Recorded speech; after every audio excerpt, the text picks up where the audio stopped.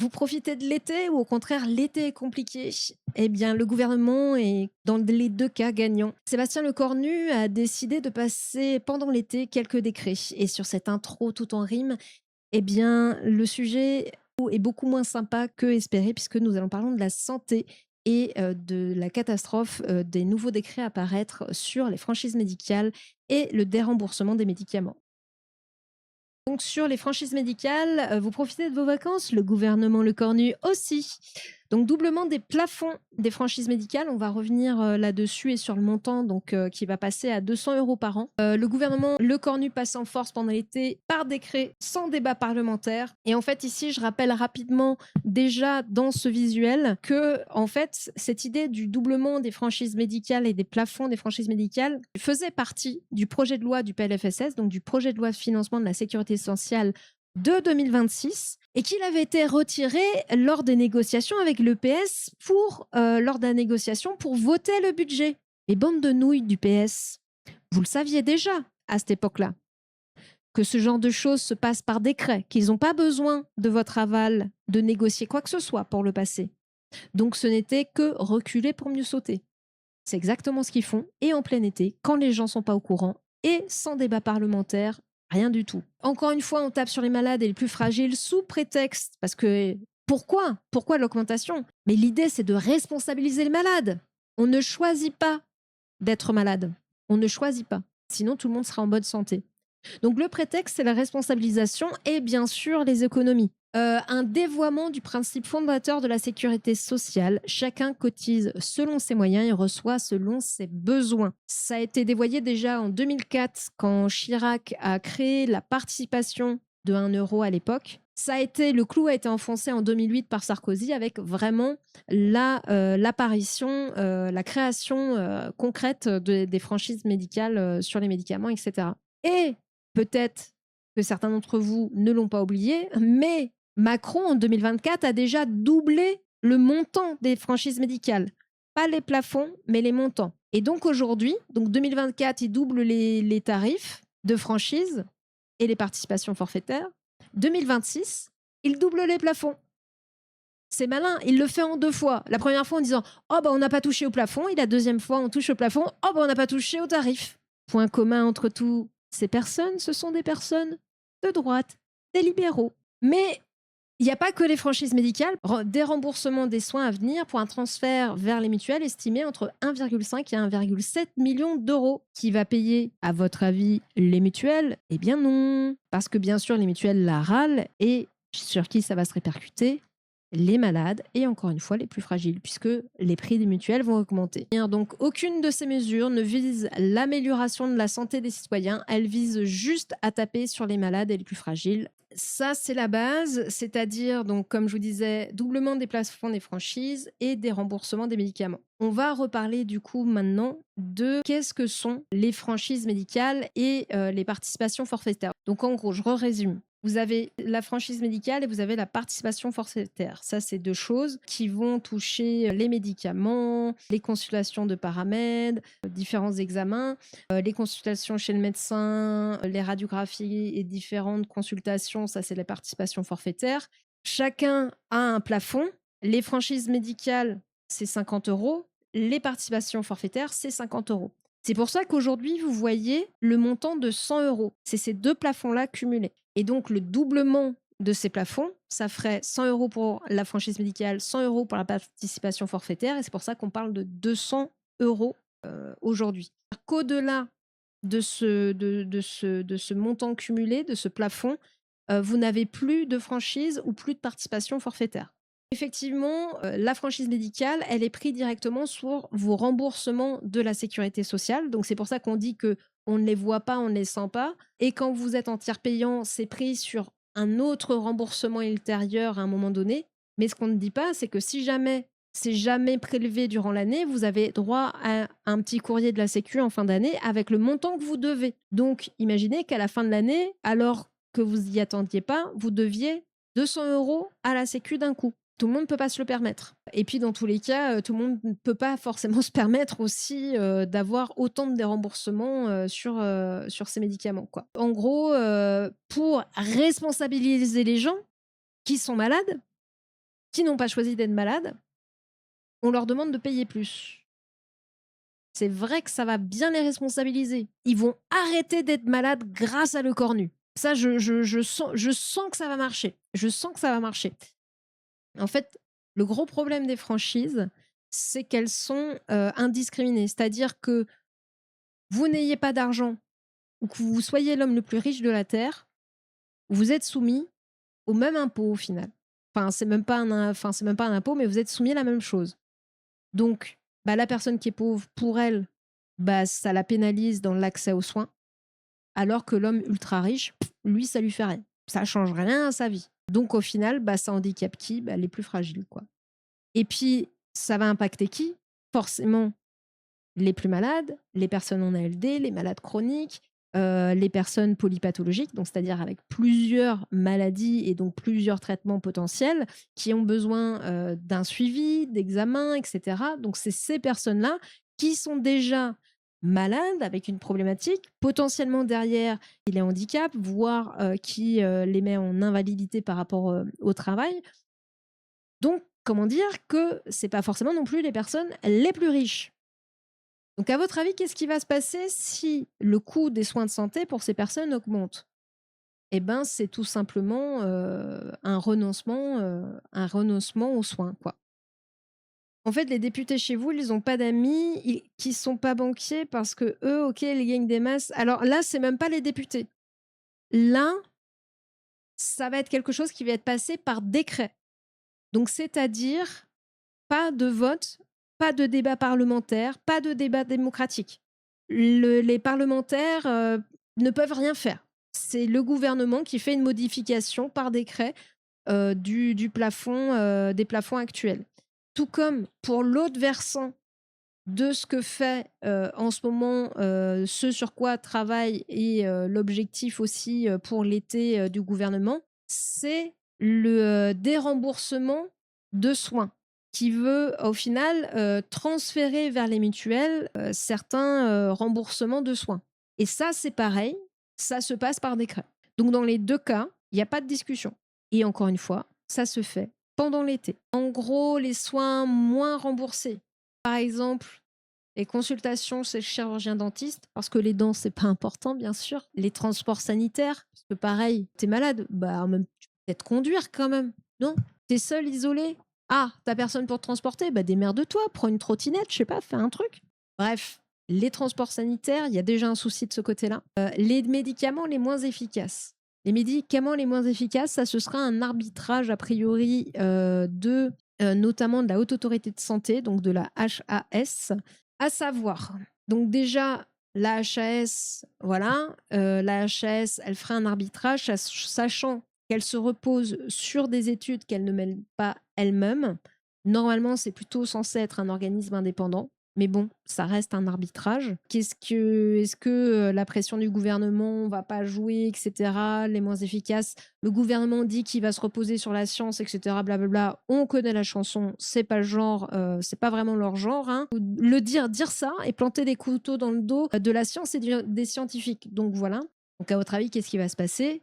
Les mutuelles, bah, elles vont pas dire oui, oui, on fait ça gratuitement, bien sûr, on n'est pas du tout des entreprises privées là pour faire de la thune. Donc on va prendre ça à notre charge.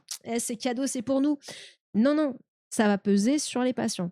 Donc, encore une charge de plus financièrement. Le risque à terme, eh ben, c'est qu'on ait des gens qui renoncent aux soins, voire qui renoncent aussi bah, peut-être complètement à une mutuelle.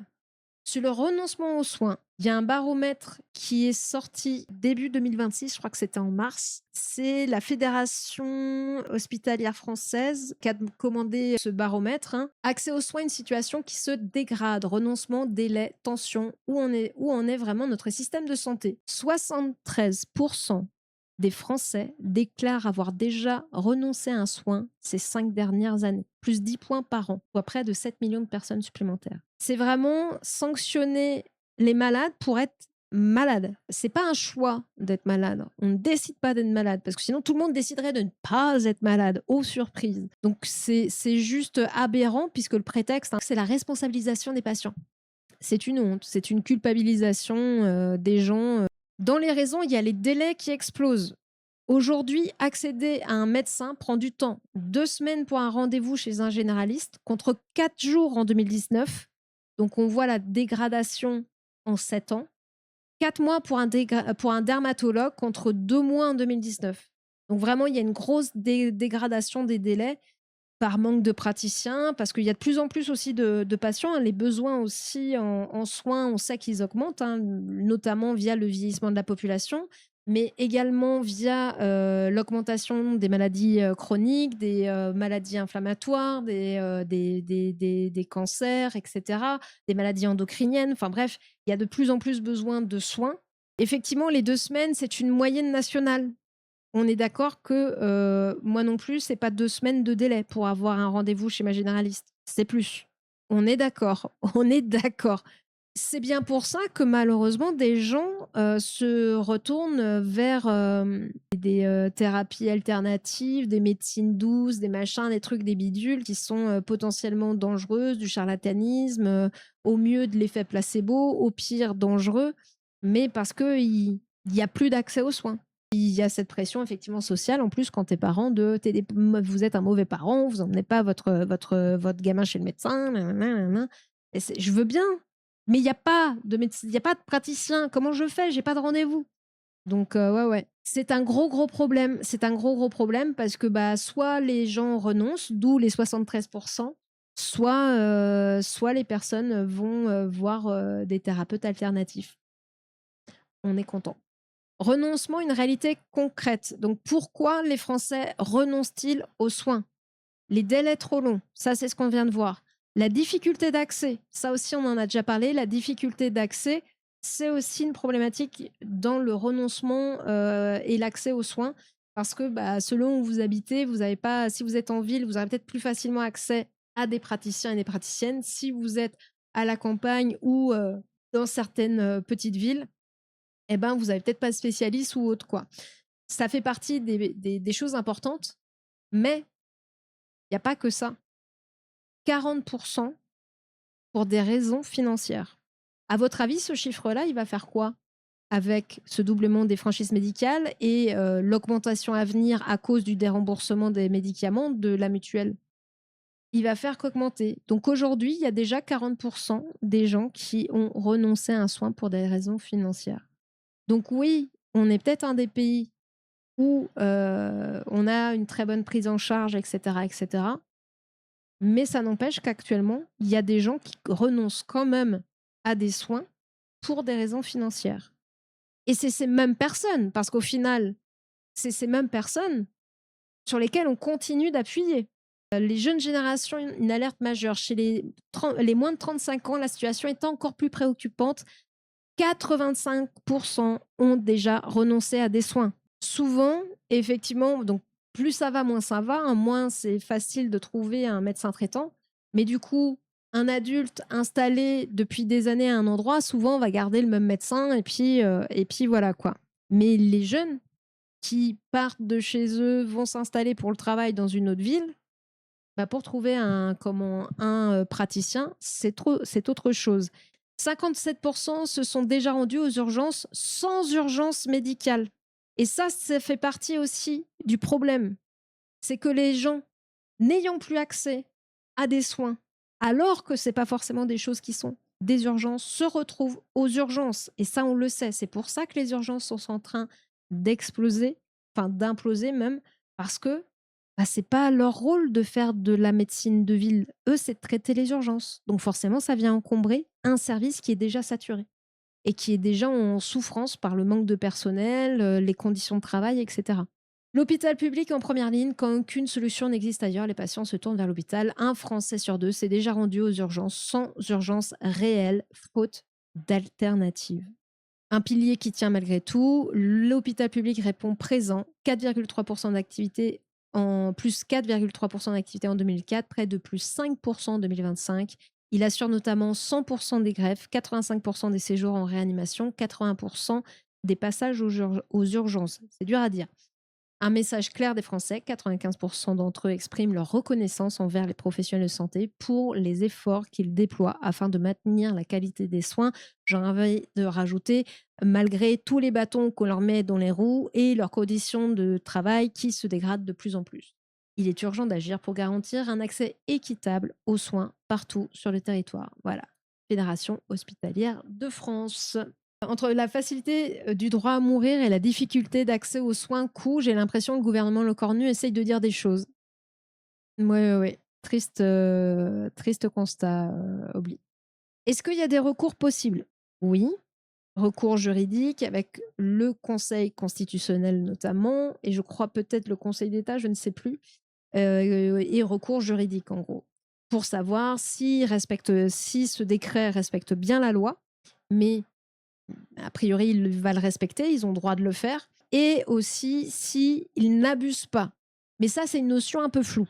Donc, même si il y a de fortes chances que certaines associations qui, pour les raisons qu'on a exposées, notamment le fait que c'est une charge pour les malades, qui va sanctionner justement les plus malades et notamment les plus fragiles, ceux qui sont le moins favorisés, etc., un renoncement aux soins qui va rendre les gens encore plus malades, qui va faire qu'au final, ça va coûter plus cher parce qu'ils vont débouler aux urgences dans un état beaucoup plus grave et donc, du coup, des soins plus lourds. Bref, pour plein de raisons, ils sont contre. Ces associations peuvent éventuellement se saisir de tout ça. Mais ce flou derrière, est-ce que l'État aura été trop loin ou pas? On va pas se leurrer. Moi, j'y crois pas trop, mais sachez qu'il y a voilà, ces recours possibles, vérification constitutionnelle et éventuellement, une saisie aussi, juridique. Mais, j'ai peu de doutes que ça passe. Mais effectivement, l'aberration derrière tout ça, c'est qu'on fait des, doublement de plafond de franchise médicale, des remboursements des médicaments avec transfert vers les mutuelles et donc augmentation de mutuelles à venir. Et tout ça en disant c'est de votre faute, vous êtes malade, vous êtes des mauvais malades, vous devez vous responsabiliser et donc on va vous sanctionner parce que le porte-monnaie, il n'y a que ça que vous comprenez. Sauf que bah, non, j'aimerais bien juste ne plus être malade, ça m'arrangerait plutôt qu'être malade en fait, j'ai pas choisi. Euh, et à côté de ça, par contre, on donne aveuglément, sans contrepartie, quasiment 270 milliards de subventions aux entreprises. Voilà, c'est ce qu'on appelle un deux points de mesure. Donc là, on a parlé du renoncement pour des questions financières. On a parlé de l'injustice aussi par rapport au fait que on tape, on sanctionne, on culpabilise des malades, des personnes fragiles, que c'est non discriminant. Riches, pauvres, vont être taxés de la même façon, vont avoir exactement le même impôt sans prise en compte des revenus. Et du coup, ceux qui vont être le plus touchés, forcément, ça va être les plus pauvres. Et du coup, par rapport au renoncement aux soins, qu'est-ce qui va se passer derrière? Les gens vont pas se soigner, leur état il va pas s'améliorer miraculeusement, il va se dégrader. Résultat, besoin de soins plus lourds, voire vont atterrir aux urgences, avec dans tous les cas un besoin de soins plus lourds, au final, qui vont coûter plus d'argent. Donc, le calcul est pas bon. En fait, c'est toute l'aberration de ce truc-là. C'est vraiment. De toute façon, désolé de le dire, ce sont les gouvernements de droite et l'extrême droite, ce sera pareil. C'est de taper sur les gens en se disant que comme ça, ils seront plus malades, ils vont arrêter de faire ceci, ils vont arrêter de faire cela, ils vont retourner travailler, ils seront plus au chômage, etc. Sans se demander, mais pourquoi les gens sont malades? Pourquoi les gens peuvent pas travailler? Pourquoi les gens sont au chômage? Déjà, par exemple, le chômage, il y a moins de postes que de nombre de chômeurs. Donc en fait, mathématiquement, c'est impossible que tout le monde travaille. Voilà, déjà ça. Euh, Pourquoi les gens arrêtent de travailler? Peut-être parce qu'ils sont malades. Pourquoi? Peut-être parce qu'il y a des burn-out au travail. Pourquoi il y a des burn-out au travail? Peut-être parce que les conditions de travail et le management au travail, il n'est pas bon. Il y a peut-être un problème dans les entreprises. Pourquoi les gens ont de plus en plus de maladies chroniques et de maladies longues et d'ALD? Peut-être parce que ils mangent de la merde, parce qu'il n'y a pas de réglementation sur la nourriture, parce que, enfin, il y a plein de raisons qui font qu'aujourd'hui, il y a plus de maladies endocriniennes. Les pesticides, les déréglementations de ceci et cela, notamment l'alimentation en premier, dans l'air, la pollution. Bref, Au lieu de se poser ces questions-là, qui sont au final les causes, on essaye bêtement de traiter les conséquences en tapant sur les individus. C'est pas une réponse à un problème collectif. Donc maintenant, soit on continue dans ce sens-là et chacun pour sa pomme et sauf qui peut, soit peut-être on essaye de réfléchir un petit peu ensemble et trouver des vraies solutions à ces fameuses causes. Oui, chaton, tu veux parler? Tu veux donner un peu de douceur au chat là? Il est très méchant le cornu, hein. Il est pas méchant le cornu? Ah si, je me disais aussi. La vérité sort de la bouche de chaton.